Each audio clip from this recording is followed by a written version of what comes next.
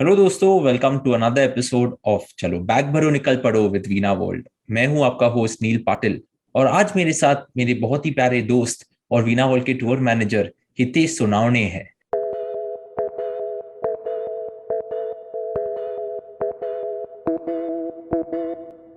हितेश ने बहुत सारे कंट्रीज किए हैं, बहुत सालों से वो टूर मैनेजर है। And as a Veena world tour manager, guest service क्या होती है वो उनसे ही हम जान लेंगे जल्दी ही। पर उससे पहले हितेश, वेलकम टू चलो बैग भरो निकल पड़ो। आपके बारे में थोड़ा जान लेते हैं। तो हितेश, थोड़ा आपके बारे में बताइए हमें। Thank you Neel and hello audience. शुरुआती में थोड़ा इससे करना चाहूंगा कि basically I am a BMM graduate, advertising and marketing. ये मेरी स्पेशलाइजेशन रहे। उसके बाद मैंने एमबीए ज्वाइन किया। एमबीए डिस्टेंस लर्निंग से करा था। 3 सेमेस्टर पास होने के बाद 4th सेमेस्टर लास्ट में रह गया, किसी कारण से रह गया। और वो जो रह गया सो रह गया, फिर आगे किसी कारण से वो कंटिन्यू नहीं हो पाया। लेकिन उसके बाद का जो में जर्नी है, Neel, to be very honest with you, कि इसमें लोग ना हमेशा कहते हैं कि सपना देखो, सपने पूरे होते हैं, सपनों को चेस करना चाहिए, सपनों के पीछे दौड़ना चाहिए, सपने कंप्लीट करने चाहिए। लेकिन मेरे बारे में थोड़ा मैं उल्टा समझता हूँ कि मैं समझता हूँ कि मेरी पिछली जो जिंदगी अभी तक रही है आफ्टर एमबीए, वो इटसेल्फ मेरे लिए सपना लग रही है। क्योंकि कभी सोचा नहीं था कि ये फ्लो ऐसे बढ़ेगा और इस तरीके से फ्लो होते होते होते होते यहाँ तक का जर्नी, जो कि आज करीबन 59 कंट्रीज ऑलमोस्ट कवर कर चुका हूँ। और मल्टीपल टाइम्स। हाँ, लोगों का नॉर्मली एक बार देखने का सपना होता है और हमारा मल्टीपल टाइम्स हम एक डेस्टिनेशन देखने का मौका मिलता है। सो ऐसे ये जर्नी बढ़ता गया और अभी ट्रैवल इंडस्ट्री इटसेल्फ एक फुल टाइम करियर के तौर पे, जो कि कभी सोचा नहीं था, जो कि आज हूँ। ऑसम। तो हितेश, आप वीना वर्ल्ड में जाने जाते हो as a Australia New Zealand specialist. और आपने ऑस्ट्रेलिया और न्यूजीलैंड, ये जो दो कंट्रीज है जिन्हें हम डाउन अंडर कहते हैं, इंडिया कभी कभी क्रिकेट खेलने के लिए ऑस्ट्रेलिया जाती है, कभी कभी न्यूजीलैंड जाती है।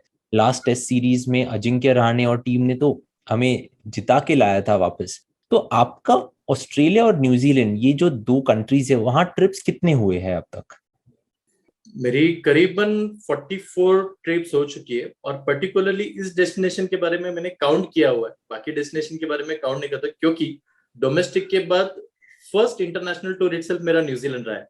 सो स्पेशलिस्ट एक साइड में रहा, लेकिन मेरे लिए न्यूजीलैंड एंड ऑस्ट्रेलिया इटसेल्फ एक स्पेशल डेस्टिनेशन हमेशा रहा है, क्योंकि वो मेरी फर्स्ट इंटरनेशनल कंट्री थी।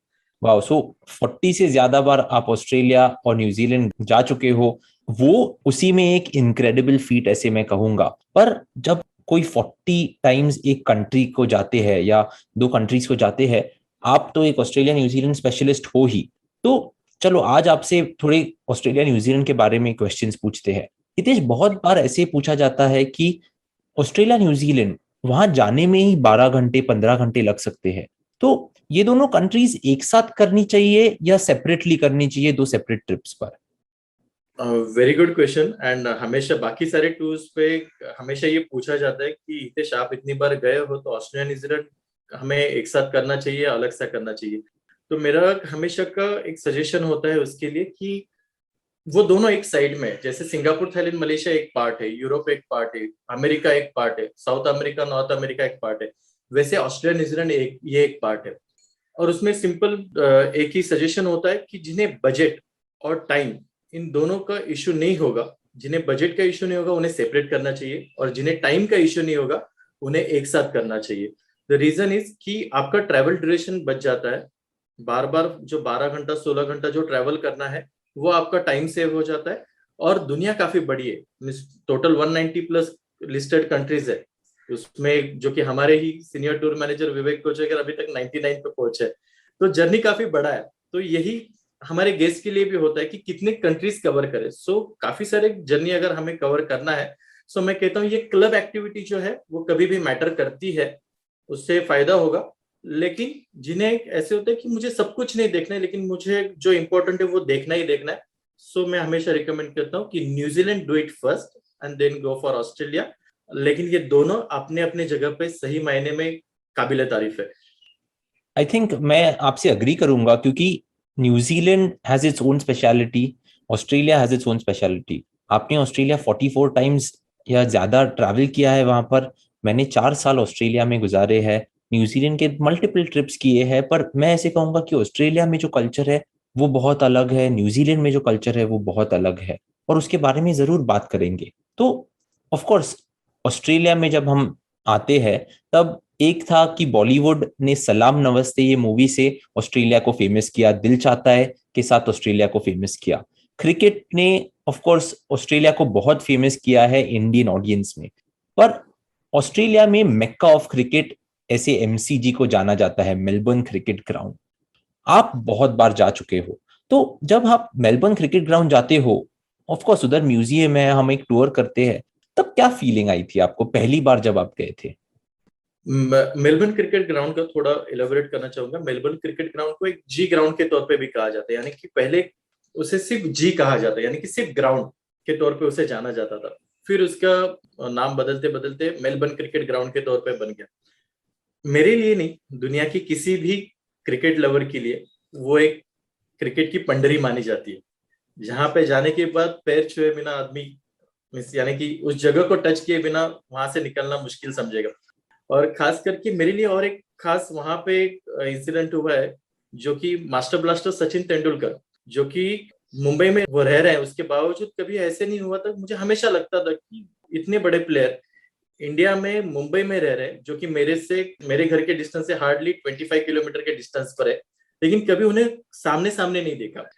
और डेस्टिनी के तौर पे कहा जा सकता है कि पहली बार सचिन तेंदुलकर से मिलना हो, वो भी 1-to-1 13 मिनट्स के लिए। सचिन एंड मैं उन्हीं के रूम में, होटल के रूम में 13 मिनट के लिए थे। वो स्टोरी अलग है, उसके जिस काम के लिए गए थे। लेकिन इसके कारण मुझे एमसीजी का एक काफी इंपॉर्टेंस लगता है, क्योंकि उसी एमसीजी में दुनिया के सभी क्रिकेटर एक साइड, लेकिन मास्टर ब्लास्टर सचिन तेंदुलकर का ब्रैडमैन के साथ का फोटो, जिसकी स्टोरी ऐसे कही जाती है कि वर्ल्ड में उसकी सिर्फ 3 ही कॉपी है। एक है ब्रैडमैन इनके पास, क्योंकि उन्होंने बर्थडे के टाइम पे, उनके बर्थडे पे Shane Warne and Sachin Tendulkar को इनको इनवाइट किया था। एक कॉपी उनकी ब्रैडमैन के पास है, एक सचिन तेंदुलकर के पास है, और एक है एमसीजी क्रिकेट ग्राउंड में। तो वो देखने के लिए एक अलग सा महत्व बनता है। So luckily MCG cricket ground में वुमेन स्पेशल टूर लेके मैं गया था लास्ट टू लास्ट ईयर, और वो live women world cup final match देखते। एक माहौल ही अलग होता है एमसीजी क्रिकेट ग्राउंड का, क्योंकि वहां पे कौन जीतता है कौन हारता है मैटर नहीं करता। वहां पे सब जन, सब लोग, सब ऑडियंस, ये सभी दोनों टीम को चीयर अप करने में लगे होते हैं। सो वो एक इटसेल्फ दोनों टीम के लिए ऐसे होता है कि हम जीत के ही वापस लौट रहे, क्योंकि वो एमसीजी में खेल के लौट रहे। एंड उसके अलावा एमसीजी के बारे में ऐसे भी है कि कहते हैं वहां के जो मेंबर है, वहां पे गाइड नहीं होते, वहां पे जो मेंबर होते हैं वही एमसीजी को समझाते हैं, उनकी टूर करवाते हैं। और ऐसे कहा जाता है कि जब बच्चा पैदा होता है तब नाम रजिस्टर किया जाता है, तब जाके वो एट द एज 50-60 एमसीजी का मेंबर बनता है। इतना इंपॉर्टेंस क्रिकेट ग्राउंड के इतिहास में सिर्फ एमसीजी को है। सो एक काफी सारे एंगल्स है। चेंजिंग रूम देखना, इटसेल्फ ग्राउंड इटसेल्फ काफी यूनिक तरीके से डेवलप किया गया है, उनके लाइटिंग सिस्टम। तो एमसीजी डेफिनेटली जो क्रिकेट लवर है या तो नहीं है, वो भी क्रिकेट से प्यार करना लगेंगे जब वो एमसीजी देखेंगे। अभी ये जब आप बता रहे थे हमें, ऑफ कोर्स वो ब्रैडमैन और सचिन का फोटो देख के सारे इंडियन ट्रैवलर्स पागल हो जाते हैं, because two of the best batsman in the world for cricket वहां पे हम देखते हैं। और वहां पे बहुत सारे ऐसी चीजें भी दिखाई है जहां पे अगर कोई अनोखी चीज हुई है एक मैच में, तो वो मैच का बॉल है, किसी की साइंड बैट है, और ये सब देख सकते हैं। पर ये जो सचिन को मिलने की स्टोरी है वो हम एक अगले एपिसोड में जरूर लेंगे। पर 13 minutes with Sachin Tendulkar in Australia in his room, इसके बारे में थोड़ा सा तो हमें बताइए हितेश, क्या था ये, like how did you manage to get this thing? Actually वो एक पार्सल था जो कि वहां तक उनके पास तक पहुंचाना था। और वहां तक पहुंचने तक मुझे सिर्फ ऐसे ही लग रहा था कि मैं एक्चुअल में सचिन से नहीं मिल पाऊंगा, क्योंकि इतना बड़ा प्लेयर है, पार्सल लेने के लिए मुझे थोड़ी ना बुलाएंगे। तो मुझे लगा था कोई पीए आएंगे या तो कोई असिस्टेंट होगा और कोई प्लेयर होगा जो पार्सल मेरे से कलेक्ट करेंगे। लेकिन फिर भी मैं नॉर्मली एक बुक हमेशा रीड करता हूँ, जिसका नाम है सीक्रेट, रौंदा करके उनके राइटर है, जो कि सबकॉन्शियस माइंड पे काम करते हैं। तो मेरा हमेशा कहता कि अगर ये है तो इसका मतलब मैं मेरी तरीके से पूरी तरीके से मुझे ट्राई करना है कि मैं सचिन तेंदुलकर से मिल रहा हूँ, मास्टर ब्लास्टर सचिन तेंदुलकर से मिल रहा हूँ। तो वही ख्याल दिमाग में कायम रखते हुए पहुंचा और एक्चुअल में लास्ट में उनके रूबरू दर्शन हुए। दर्शन ही कहा जा सकता है, और क्या कहा जा सकता है सचिन के बारे में। So Hitesh, this is an incredible story. Sachin को मैं भी अब तक नहीं मिला हूं। मैं कभी कभी गोल्फ खेलता हूं तो वहां पे वो दिखते हैं, पर ऐसे वन ऑन वन मिलना वाज समथिंग इनक्रेडिबल। मजे की बात यानी कि सचिन और मेरा फोटो हमने निकाला और वो फोटो जहीर खान ने निकाला, तो वो एक वाओ, सो मेमोरी लाइक रही है।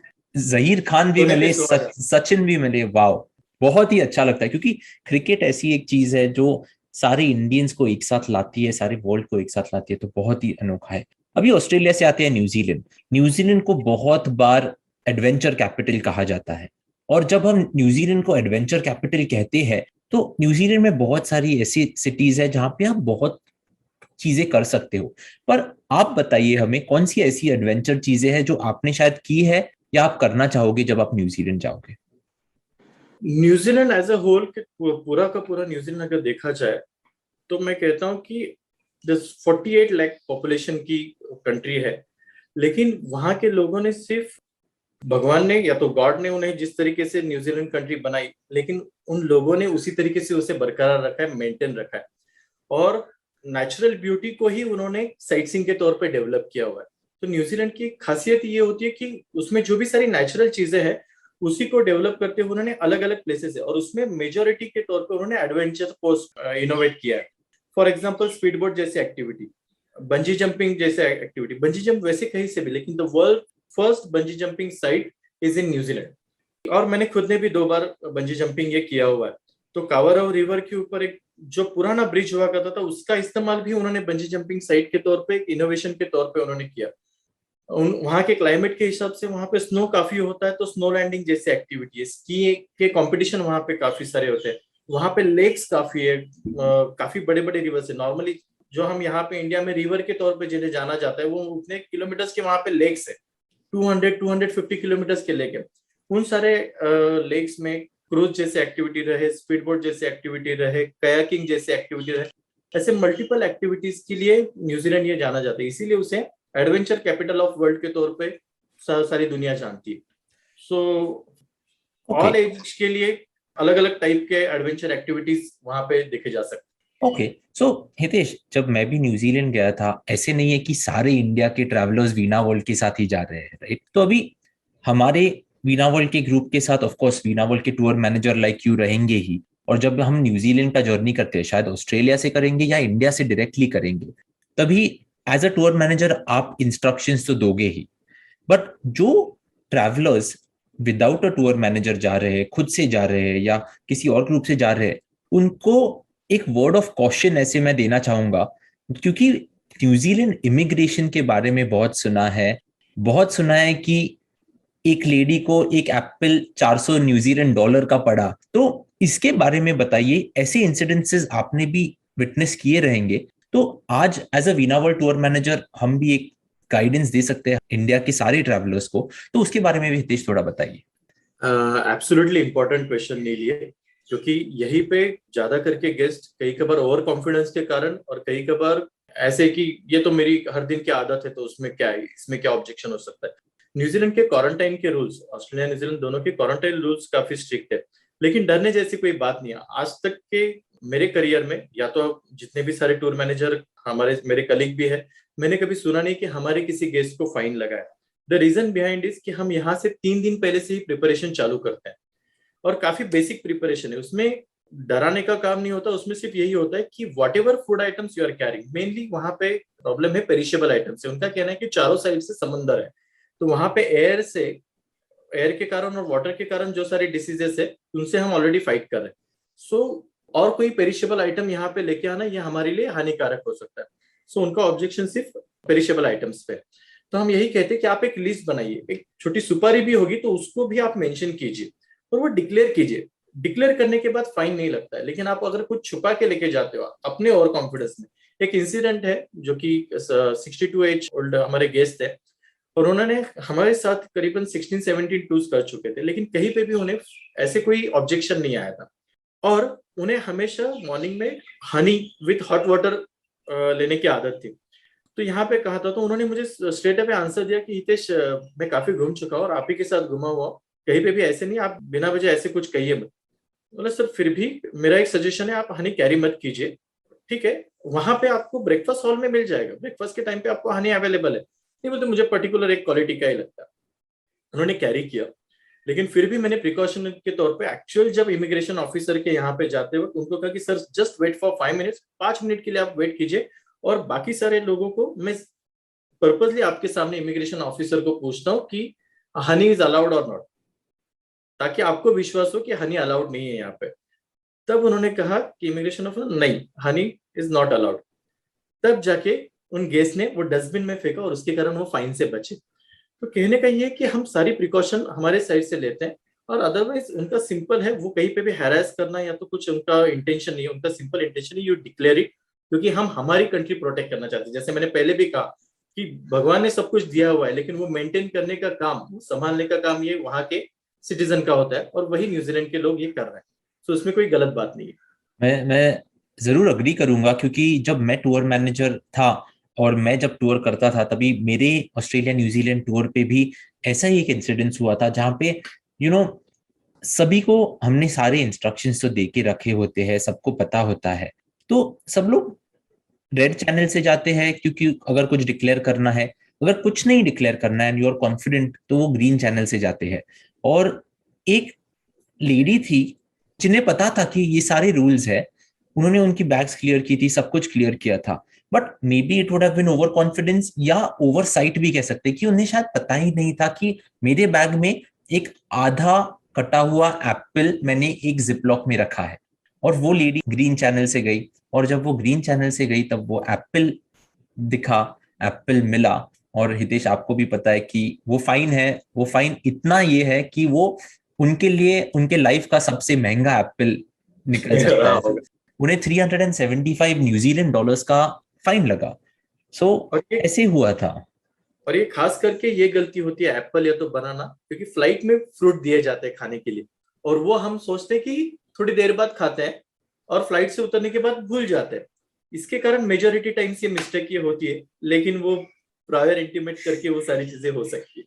ओके, चलो अगले इस पे आते हैं। ऑफ कोर्स हमारे पास ज्यादा टाइम नहीं है, पर हितेश मैं आपसे जानना चाहूंगा कि ऑफ कोर्स हम जब ऑस्ट्रेलिया जाते हैं तब हम Adelaide, Melbourne, Canberra, Sydney, Brisbane, फिर केन्स, गोल्ड कोस्ट, ये सारी चीजें करते हैं। तो ऑस्ट्रेलिया में इन टर्म्स ऑफ सिटीज नहीं मैं कहूंगा, पर प्लेसेस टू विजिट, आपके माइंड में टॉप 3 कौन से ऐसे आते हैं? ये थोड़ा डिफिकल्ट क्वेश्चन है सबसे, क्योंकि इन सब में से तीन चॉइस करना ये थोड़ा मुश्किल है, लेकिन मैं कहूंगा कि न्यूजीलैंड इटसेल्फ एक प्लेस है, वो नॉट टू बी मिस है। ऑस्ट्रेलिया के बारे में कहा जाए तो कैनबरा जरूर देखना चाहिए, क्योंकि रीजन है उसके पीछे। कैनबरा एक ऐसी सिटी है जो कि मुझे ऑस्ट्रेलिया एक स्पेशल कंट्री इसलिए भी लगती है कि दुनिया के जितने भी पॉलिटिकल प्रॉब्लम्स है उन सबको उन्होंने काफी अच्छी तरीके से स्टडी करके एक अलग सी सिटी उन्होंने डेवलप की है, जिसका नाम है कैनबेरा, जो कि एब्रिजिनल वर्ड है, जिसका एक्चुअल मीनिंग होता है मीटिंग प्लेस। और उसमें खासियत ये कि शायद हमारे देश में संसद भवन अगर हमें देखना होगा तो काफी सारी प्रोसीजर करनी होगी, लेकिन आप कैनबेरा का पार्लियामेंट हाउस, इवन आप पब्लिक गैलरी में बैठ के सेशन भी अटेंड कर सकते हो विदाउट एनी प्रायर इंटीमेशन, बिना किसी पहले के परमिशन से लिए बिना। आप पार्लियामेंट हाउस किस तरीके से चलता है, और वो खुद प्राउड फील करते हैं कि लोग आए और हमारा पार्लियामेंट देखे, समझे किस तरीके से यहाँ पे ऑपरेशन होता है वो देखे। तो इसलिए कैनबरा इटसेल्फ एक सिटी के तौर पे एक काफी यूनिक साइटसिंग है। दूसरा पसंद आता है मुझे गोल्ड कोस्ट, क्योंकि गोल्ड कोस्ट जैसी हैपनिंग प्लेस मैंने पूरे वर्ल्ड में कहा देखी नहीं है, जहां पे सिर्फ एंजॉयमेंट ही की जाती है। बीचेस है, काफी लॉन्ग स्ट्रेच बीचेस है, उसके कारण दस एक्टिविटीज के तौर पे एंड एवरी ग्रुप के लिए वहां पे कुछ ना कुछ तो एंजॉयमेंट रिलेटेड पार्क्स है, डेस्टिनेशन है, कुछ नहीं तो बीच पे जा सकते हैं, शॉपिंग कर सकते हैं, मल्टीपल एक्टिविटीज है। And third is Sydney opera house, जो कि आर्किटेक्चरल पॉइंट ऑफ व्यू कहा जाए तो वो एक नए इनोवेशन के तौर पे एक अजूबा कहा जा सकता है, उसे देख के ही महसूस किया जा सकता है, बता के नहीं। ऑसम। और आई थिंक मैं अग्री करूंगा कि ऑस्ट्रेलिया एक अनोखा देश है, न्यूजीलैंड एक अनोखा देश है। तो एक फाइनल क्वेश्चन पे आते हैं कि कौन से टाइम में ईयर में should I be visiting Australia और New Zealand? Of course everyone has their preferences, पर आपने 44 टाइम्स किया है, तो आई एम अज्यूमिंग आपने विंटर में भी किया है, समर में भी किया है। तो आपका प्रेफरेंस क्या रहेगा? नॉर्मल में दिवाली वैकेशन से लेके फरवरी तक का टाइम पीरियड ये ज्यादा अच्छा समझता हूँ, लेकिन न्यूजीलैंड के तौर पे एवरी सीजन न्यूजीलैंड की ब्यूटी अलग है। तो आप भले अप्रैल मई में जाते हो, ऑस्ट्रेलिया एक मैनमेड सिटीज के तौर पे डेवलप हुआ है, तो वो सिटीज देखने के लिए आपको कोई टाइम फ्रेम की जरूरत नहीं है, एनी टाइम आप विजिट कर सकते हो। लेकिन न्यूजीलैंड की अपने अपने सीजन के अलग अलग व्यू है। न्यूजीलैंड आज तक मेरे लिस्ट में करीबन 3 से 4 गेस्ट ऐसे जिन्होंने न्यूजीलैंड 3 से 4 बार गए, क्योंकि हमारे यहाँ पे नॉर्थ साइड नॉर्मली ठंडा होता है और साउथ गर्म होता है, वहां पे उल्टा है। वहां पे साउथ ठंडा होता है, नॉर्थ गर्म होता है। तो उस तौर पे वहां पे क्लाइमेटिक कंडीशन के हिसाब से नॉर्मली दिवाली से लेके फरवरी तक का सीजन ये बेस्ट माना जाता है। लेकिन ऑटम के बाद का नई जब सारी चीजें होती है, उसमें भी एक अलग ही नजारा होता है। आई थिंक हमारी जो इंग्लिश पॉडकास्ट है ट्रैवल एक्सप्लोर सेलिब्रेट लाइफ, उस पे मैं सुनीला के साथ डिस्कस कर रहा था और मैंने उस दिन सुनीला को कहा कि न्यूजीलैंड एक ऐसा देश है जहाँ पे एडवेंचर एक्टिविटी आप कौन से भी सीजन में कर सकते हो। क्वींसटाउन में आप स्काई डाइविंग कर सकते हो अगर स्काई क्लियर है, पर अगर स्काई क्लियर नहीं है और थंडर स्टॉर्म्स है तो स्काई डाइविंग नहीं कर सकते हो, पर आप व्हाइट वाटर राफ्टिंग कर सकते हो क्योंकि वो नदी को ज्यादा जोर होता है। तो I will agree with you कि न्यूजीलैंड एक ऐसा देश है जहाँ पे north island offer something else, south island offer something else and it is incredible. अभी ये दो देशों में ऐसी कौन सी सिटीज है क्या जो आपने अब तक विजिट नहीं की है पर आपके लिस्ट पर है? तास्मानिया एक ऐसे प्लेस है जो कि मैं भी काफी बार इंसिस्ट कर रहा हूँ, और कुछ समय में शायद तास्मानिया भी हम इंट्रोड्यूस कर देंगे। लेकिन तास्मानिया एक अलग से, और वहाँ के लोकल लोग और जो इंटरनेशनल टूरिस्ट है, यानी कि हमारे अलावा जो यूरोपियन वगैरह है, वो तास्मानिया काफी फेमस करते हैं। तो मैं वो जरूर विजिट करना चाहूंगा, वो एक ओके, लिस्ट सो में टास्मेनिया में होबार्ट जो डेस्टिनेशन है वहां पे हम जाते हैं, तो यस ऑफ कोर्स वो मेरे लिस्ट पे भी है, पर्थ भी मेरे लिस्ट पे है।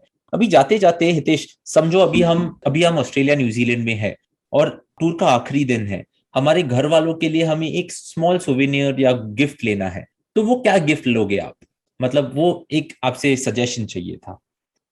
ऑस्ट्रेलिया के अगर हिसाब से कहा जाए तो कोआला वहां से जरूर लाना चाहिए, क्योंकि वो दुनिया का अकेला क्यूट एनिमल कहा जा सकता है, स्पेसिस कहा जा सकता है, कि जो दिन में आउट ऑफ 24 आवर्स में से 21 आवर्स रेस्ट लेता है, 3 घंटा उठ के फिर खाना खाता है, वापस सो जाता है। उससे क्यूट शायद कुछ नहीं होगा। वो एक ऑस्ट्रेलिया का सोविनियर के तौर पे, कैंगरूज डेफिनेटली, जो कि सिंबल ऑफ सक्सेस के तौर पे जाना जाता है, कि again kangaroos the world only animal जो कभी पीछे नहीं रन कर सकता। उसे अगर पीछे आना होगा तो उसे यू टर्न लेना होगा, वो सिर्फ आगे ही बढ़ते जाते हैं। तो उनकी ये कंट्री भी मुझे पता नहीं था। उनकी नाइस। कंट्री उसी तरीके से प्रोग्रेस कर रही है।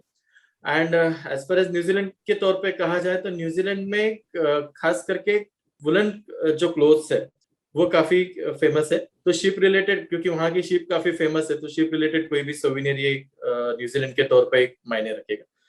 Nice nice, perfect. Hitesh thank you so much, आज आप हमारी चलो बैक पढ़ो निकल पढ़ो की एपिसोड पर आए हो। अगली बार हम ऑस्ट्रेलिया की एक एक सिटी लेंगे, न्यूजीलैंड की एक एक सिटी लेंगे और उस पे 15 या 20 मिनट हमारा जो एपिसोड होता है उसके बारे में बात करेंगे। Thank definitely. You so much Hitesh. Thank you so thank you much. So much listeners, और हम आपसे वापस मिलेंगे next week. Until then take care of yourselves and good bye.